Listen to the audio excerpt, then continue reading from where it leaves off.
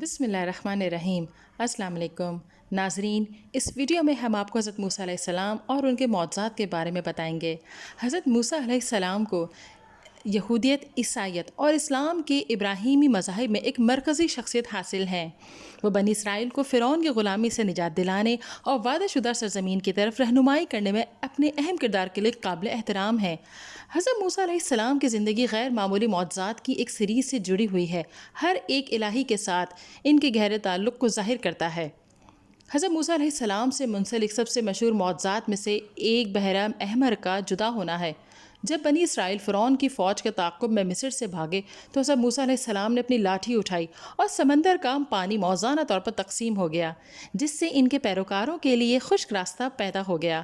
اس اہم واقعے نے نہ صرف موسیٰ کے اٹل ایمان بلکہ خدا کی مداخلت کی ناقابل تردید طاقت کو بھی ظاہر کیا۔ ایک اور حیرت انگیز معجزہ اس وقت پیش آیا جب حضرت موسیٰ علیہ السلام نے اپنے عصا کے ساتھ ایک چٹان کو مارا اور ایک خشک صحرا کے درمیان سے پانی بہہ نکلا۔ ایک بنجر زمین کی تزئین میں پانی کی اس فراہمی نے موسیٰ علیہ السلام کے اپنے لوگوں کے لیے ایک محافظ اور فراہم کنندہ کے طور پر کردار کو نمایاں کیا، جس کی رہنمائی ایک الہی مقصد ہے۔ شاید سب سے اہم واقعات میں سے ایک پہاڑ سینا پر 10 احکام کا نزول تھا۔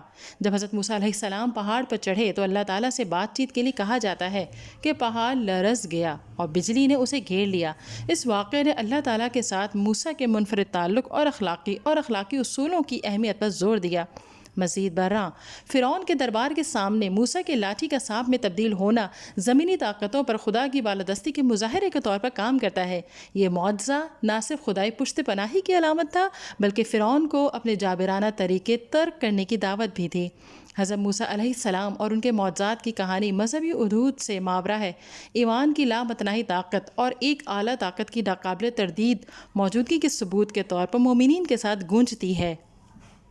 اگر ویڈیو پسند آئی ہے تو اسے لائک کیجئے، شیئر کیجئے، کمنٹ دیجئے اور چینل کو ضرور سبسکرائب کیجئے۔